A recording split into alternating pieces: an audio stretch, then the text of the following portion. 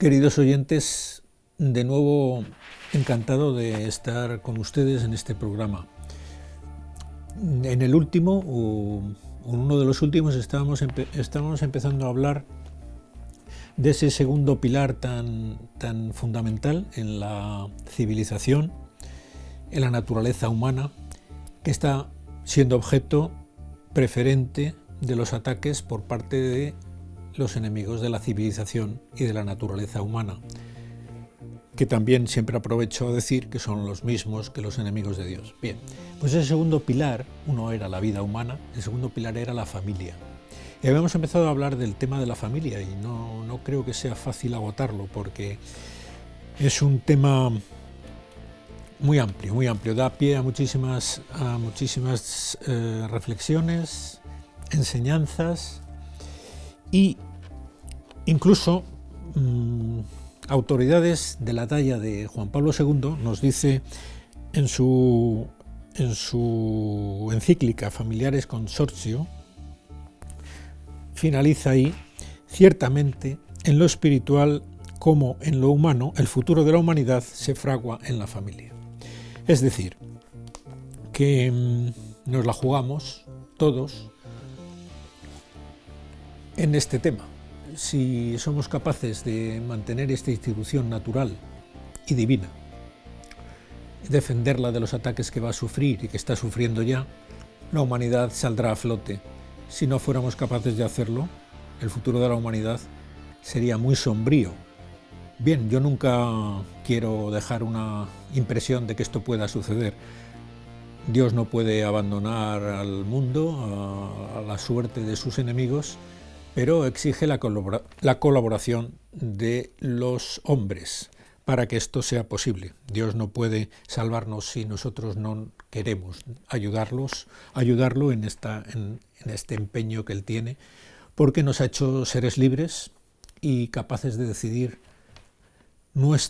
hasta nuestro futuro también. Bien, pues decía que así como cuando hablábamos de la defensa de la vida humana, para fundamentar su defensa en contra de los ataques que está recibiendo la vida humana, el aborto, la eutanasia, bien, todos los ataques que mencionamos en su día, así como para fundamentar esa defensa hablábamos de que al final teníamos que recurrir a que el hombre posee una dignidad derivada de que ha sido hecho a imagen de Dios. Ahí es donde al final radica su profunda e inmensa dignidad, porque todos los demás argumentos se nos quedan cortos a la hora de defender la vida humana, si no recurrimos a que tenemos que respetar la vida porque es imagen de Dios.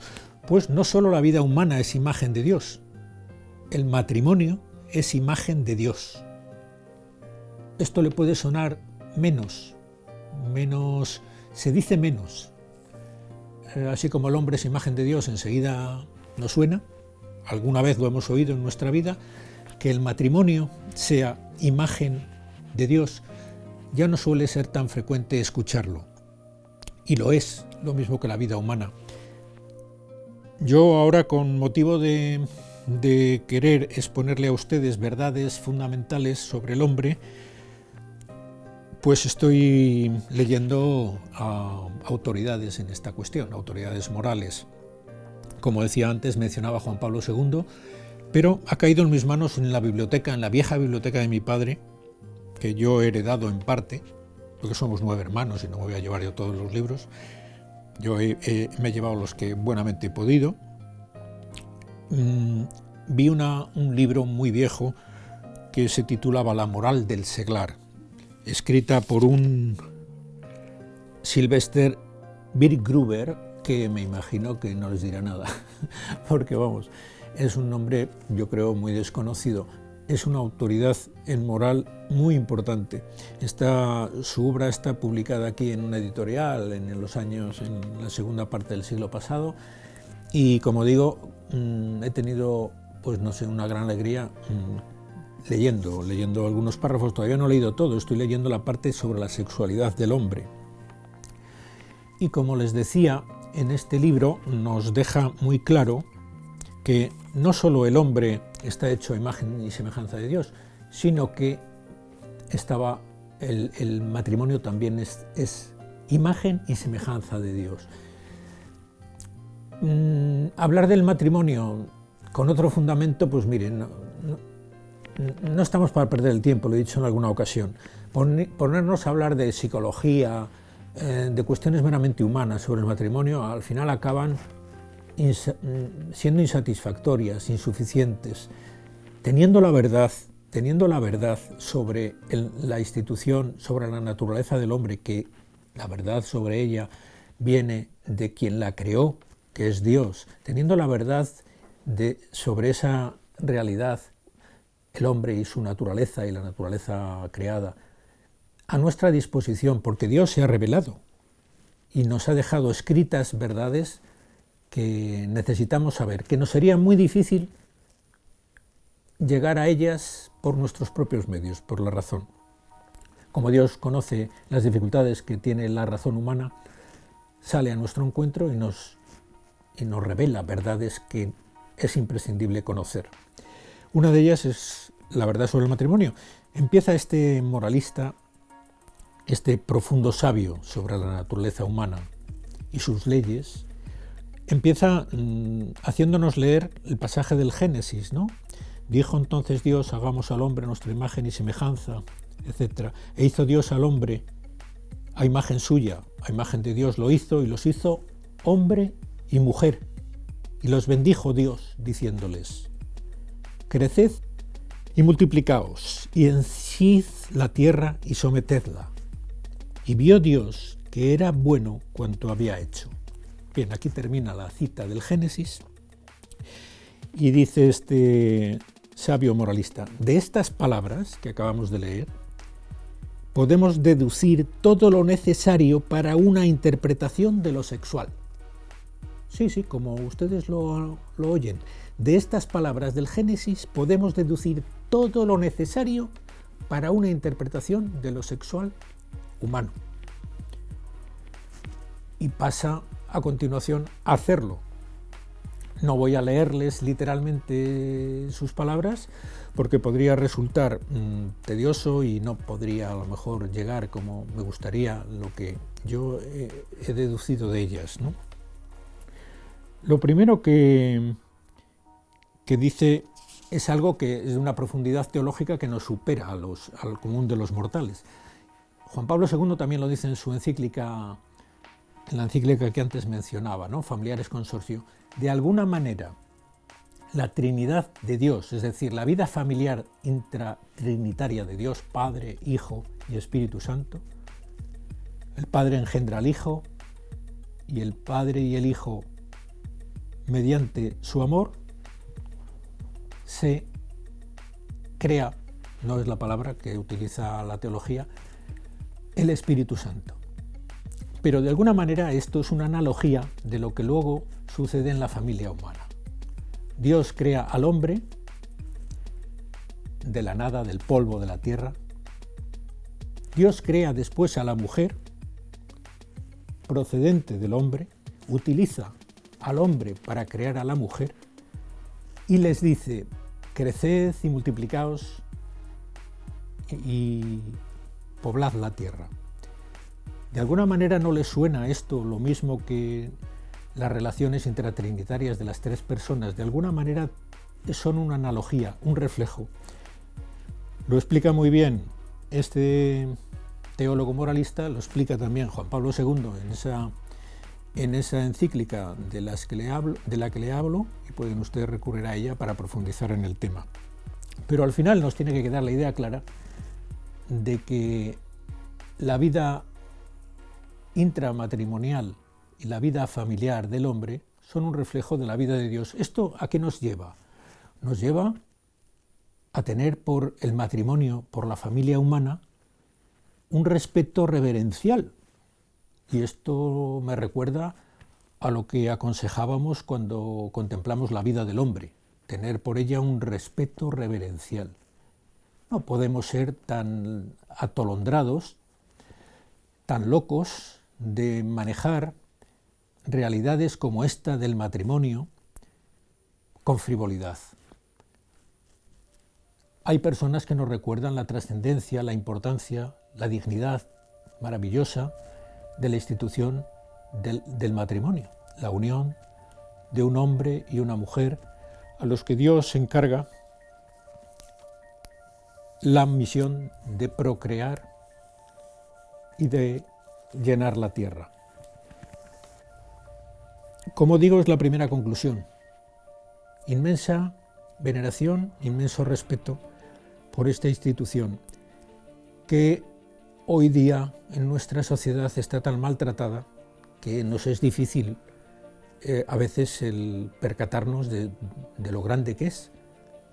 No sé, bueno, es que es increíble con la frivolidad con la que contraen matrimonio algunas personas sin saber lo que es. Bueno, Dios se encarga luego a veces de suplir nuestra ignorancia cuando por lo menos entre bautizados nos casamos bajo la bendición de la Iglesia y eso es un sacramento, y un sacramento es un signo de la gracia que tanto ayuda incluso a las personas que se casan, como son la inmensa mayoría, sin tener profundos conocimientos teológicos sobre el matrimonio, pues les ayuda a que llegue a buen puerto esa institución que comienza con la boda, con el matrimonio, ¿no?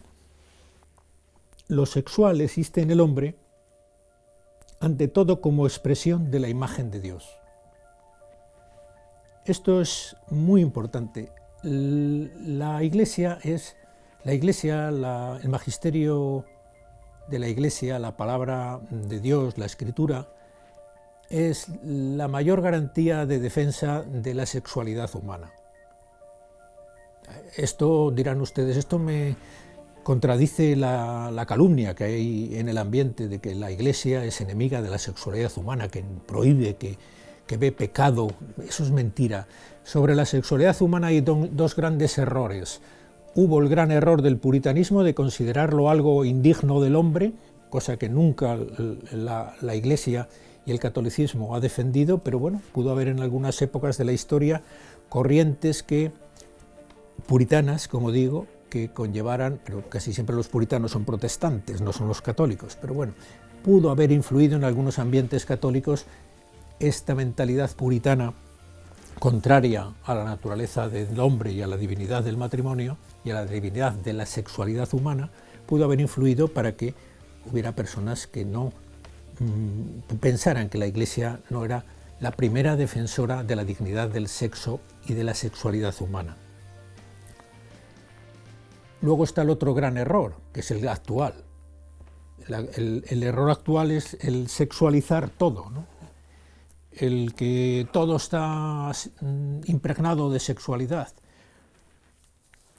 Eso no es ni mucho menos lo mejor, tampoco. La sexualidad humana hay que entenderla, racionalizarla, ver que es una, bueno, como todo el hombre, algo divino. El hombre es imagen de Dios y tiene una semejanza con la divinidad de Dios que Él ha querido que tengamos, pero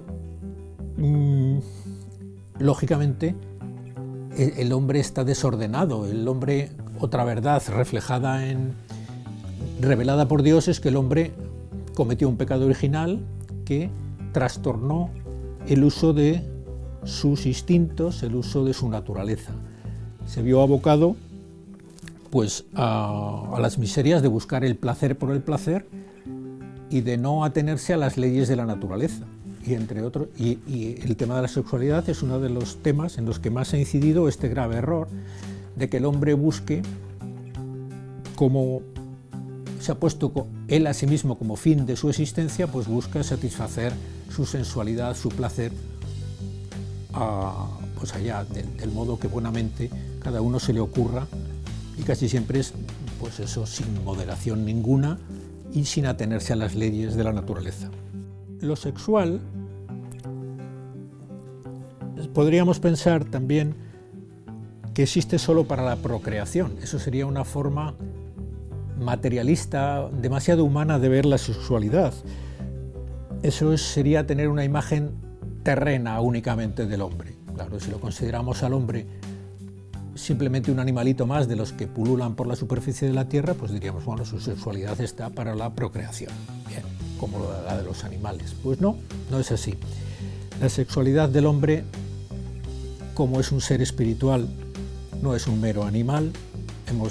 Entroncamos con que es una imagen de Dios, lleva en sí la impronta de la divinidad. La sexualidad humana supera la finalidad de la procreación, que también incluye, como es lógico, ¿no?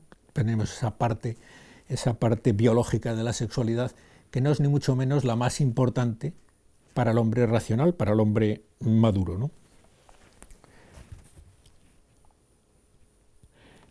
Lo sexual, se deduce de las palabras del Génesis, es una cosa muy buena. Dios, cuando terminó, y los bendijo diciéndoles: creced y multiplicaos y henchid la tierra y sometedla, y vio Dios que era bueno cuanto había hecho. No hay más que hablar. Es una cosa muy buena, simplemente es una cosa muy utilizada por los enemigos de Dios y los enemigos del hombre para desviarlo de su camino. Porque tiene una gran fuerza la atracción sexual, y es fácil que el hombre se descamine y la utilice incorrectamente.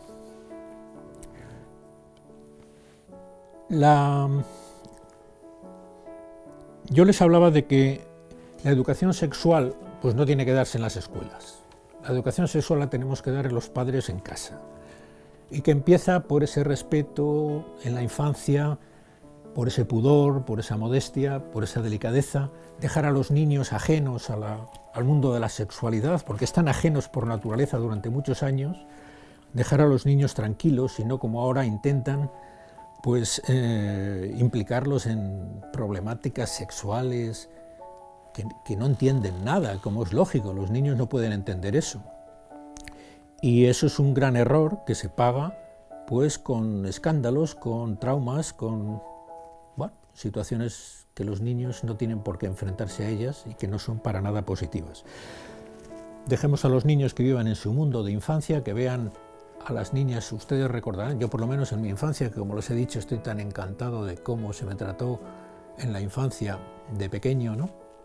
Los niños, pues como siempre, a los niños, las niñas son unas tontas, y las niñas diciendo, los niños son unos burros y tal, y de ahí no salía la cosa. Bueno, pues muy bien, así se pasa la infancia, jugando unas veces juntos, otras veces separados, pero generalmente separados, porque los juegos no suelen tener las mismas aficiones los niños que las niñas, hasta que llega un momento en el que se despierta en el hombre, por naturaleza, la atracción por el otro sexo, y empieza a ver en las personas del otro sexo, en concreto el hombre ve en la mujer y la mujer ve en el hombre, un complemento de su propio yo. Hasta que, en algún momento este teólogo dice, Dios elige a dos personas para que se unan, para que se quieran y para que sean sus delegados a la hora de transmitir a las sucesivas generaciones pues la vida, la fe y todo lo que puede transmitir un hombre y una mujer a su descendencia y a la sociedad en la que vive, ¿no? Pues este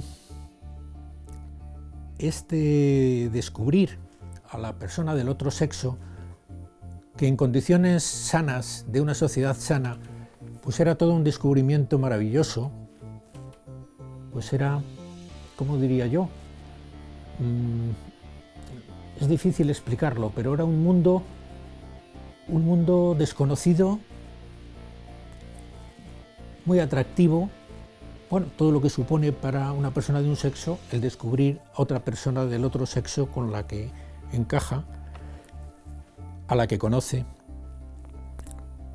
y con el tiempo, pues esa elección de otra persona que por naturaleza realizan la mayor parte de los hombres y de las mujeres, con el tiempo pues llega a cuajar en el amor. El conocimiento llega a cuajar en el amor. Y eso es lo que al final constituye, cuando el amor une a dos personas y se entrega una a la otra, se entrega y se compromete a estar unida. Ya pasan de ser un tú y un yo a ser un nosotros, que el Evangelio dice que es una sola carne, ¿no?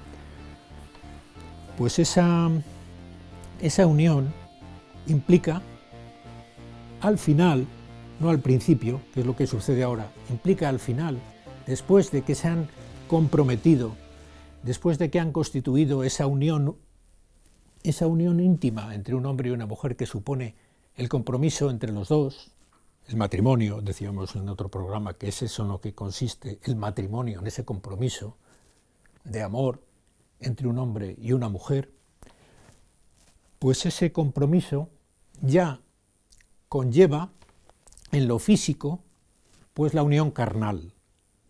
Es el final del proceso de conocimiento de una persona que llega al amor por otra persona del otro sexo y, como consecuencia de ello, de esa unión espiritual y corporal que supone ese compromiso y ese gran misterio que es el matrimonio, como consecuencia de ello, tiene lugar, tiene sentido la unión carnal, la unión sexual entre dos personas, hombre y mujer.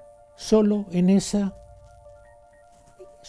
ese contexto, esa relación es plenamente humana, enriquece al hombre y a la mujer en vez de destruirlos.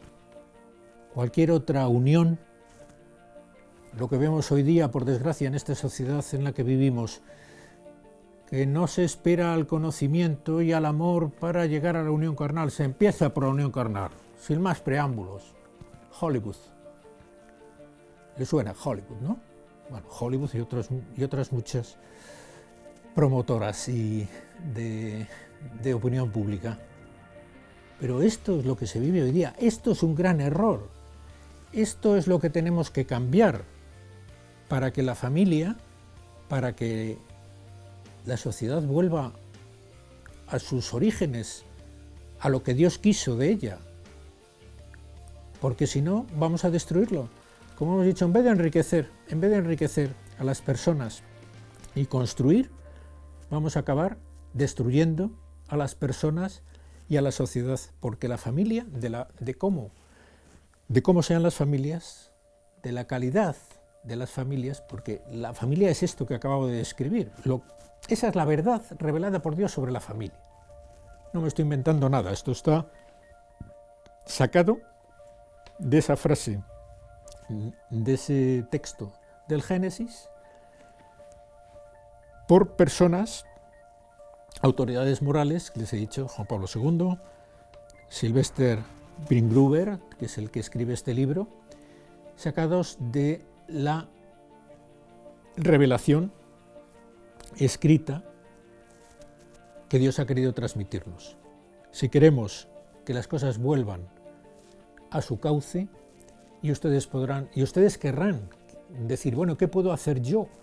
¿Qué puedo hacer yo porque las cosas vuelvan a su cauce? Que estoy angustiado, que la ideología de género, que el homosexualismo, que el impregnar de sexualidad la vida de los niños, el que no se pueda ver una película si no es teniendo que tragar un tributo a la unión sexual absurda y caprichosa de los protagonistas, porque es que parece que si no meten esa morcilla, que decimos en mi pueblo, si no meten esa morcilla, no están a gusto. Para ver una película en la que no tengas que cortar, porque se meten a hacer explícito y público las relaciones íntimas entre un hombre y una mujer, pero ¿qué necesidad hay de hacer eso en una película? Pues solamente comercial. Halagar nuestros instintos más animalitos. Pues también eso hay que cambiarlo. Eso tiene que cambiar. Tendrá que cambiar los directores, volver a ser delicados en el trato de la persona y del trato de la sexualidad. Ahí tenemos un gran campo de labor, ¿no? Un gran campo de trabajo, todos. No creernos las mentiras que actualmente circulan sobre el sexo, decir que es una necesidad fisiológica como el comer o el beber. No. hace poco en Francia han aprobado una figura que es realmente penosa, que son los asistentes sexuales. Pues es una auténtica prostitución a domicilio para las personas discapacitadas. Pero bueno, claro, no es de extrañar que lleguemos a aberraciones de este tipo y llegaremos a todavía peores. ¿Por qué? Porque se ha perdido las nociones que tenemos que tener sobre la naturaleza. Esto no es un invento de la Iglesia, esto está sacado de la ley natural, de la ley de Dios que ha revelado en las Escrituras. El que prefiera creer a Freud y a otros psicólogos, pues muy bien, ahí los tiene. Ya conocen las consecuencias de otros psicólogos y teóricos del matrimonio. Destrucciones de las familias, divorcios, falta de estabilidad matrimonial, sufrimiento de los hijos que ya no saben ni quién es su padre. La ley de Dios, la naturaleza del hombre que nos revela las Escrituras. Ahí está la solución. Les invito a ponerse en marcha para regenerar esta sociedad, regenerando la familia, su familia, la familia de sus hijos. ¿Se puede? Sí, se puede. Seguramente no es fácil.